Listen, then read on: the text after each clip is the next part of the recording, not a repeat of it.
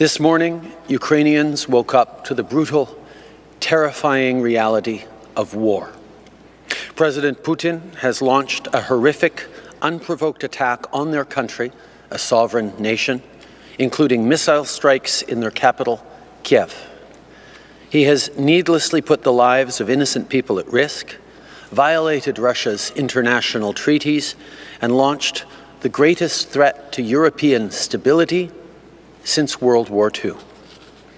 Canada is unequivocal in our condemnation of Russia's unprovoked and unjustified attack on the sovereign, democratic state of Ukraine. President Putin's brazen disregard for international law, democracy, and human life are a massive threat to security and peace around the world. I just spoke a few minutes ago with President Zelensky. I told him that we are announcing strong action today and continue to stand with him and with the Ukrainian people.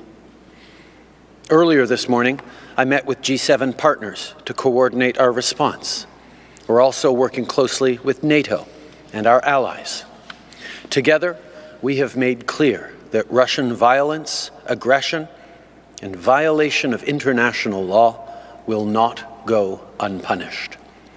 We stand united and steadfast in our support of Ukraine's sovereignty, and we stand in solidarity with the Ukrainian people's right to decide their own future in a free and democratic state. Mardi, après la reconnaissance par le président Poutine des soi-disant États indépendants de Donetsk et Luhansk, le Canada a annoncé une première série de sanctions concertées. Les sanctions du Canada ciblent les responsables des actions illégales de la Russie, ainsi que 2 banques russes soutenues par l'État. De plus, on interdit aux Canadiens de faire des achats de la dette souveraine russe. Et il sera interdit de participer à toute transaction financière avec les soi-disant États indépendants de Donetsk et de Luhansk.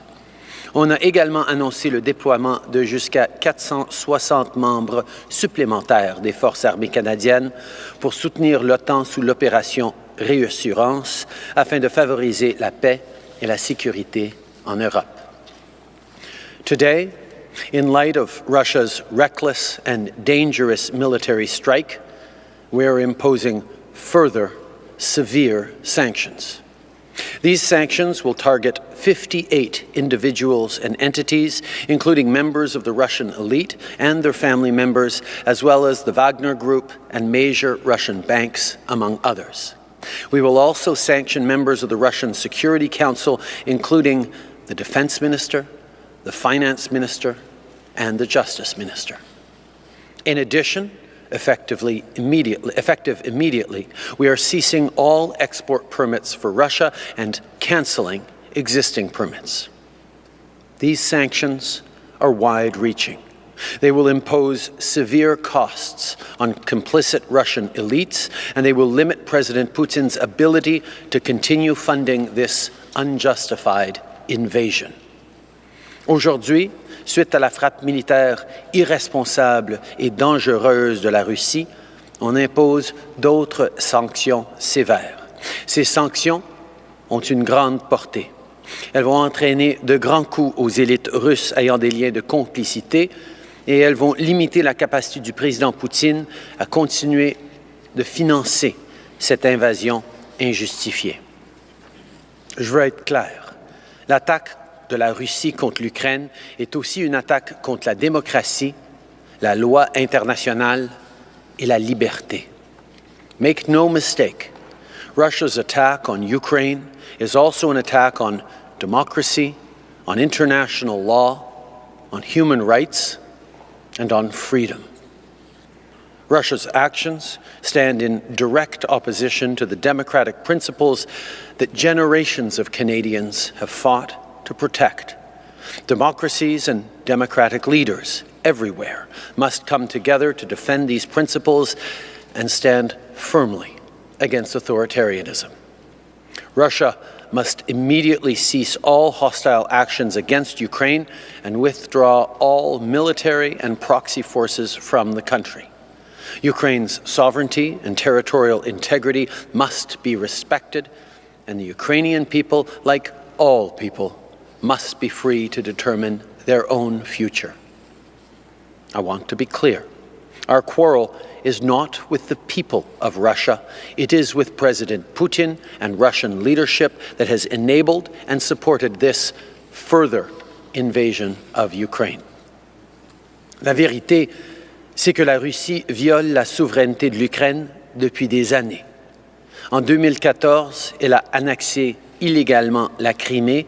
Depuis, elle n'a jamais cessé de nuire à la démocratie en Ukraine. Et aujourd'hui, le président Poutine a ouvert un nouveau chapitre sombre de cette histoire en lançant une invasion à grande échelle. These are deeply disturbing times for the international community and for people everywhere who care about freedom and democracy. And while the eyes of the world are on leaders, we can never lose sight of the human cost of conflict. Innocent people, including children, are now facing violence and chaos. In these dark hours, Canada's message to the people of Ukraine is this: you are not alone. We are standing with you. To Canadians and permanent residents in Ukraine, your safety and security are now our top priority. We also want to make sure that you can get to safety. We've arranged for safe passage for you and your families at the land borders with Poland, Slovakia, Hungary, Romania, and Moldova. We are urgently issuing travel documents for affected Canadians, permanent residents, and their immediate family members. We're also prioritizing immigration applications for Ukrainians who want to come to Canada. And to ensure we can serve people as quickly as possible, today we are launching a new dedicated phone line for anyone at home or abroad with urgent Ukraine-related immigration questions. Last night, I spoke with Ukrainian Canadians at the Ukrainian-Canadian Congress board meeting. I told them that President Putin has underestimated the strength and unity of democratic allies and partners, and he has underestimated the strength and resolve of Ukrainian people. These are traits of Ukrainian Canadians, too. You have helped build this country. You are proud of your culture and your heritage, and you don't back down. Well, neither will Canada. Our support for Ukraine, for democracy, and for human rights remains unwavering.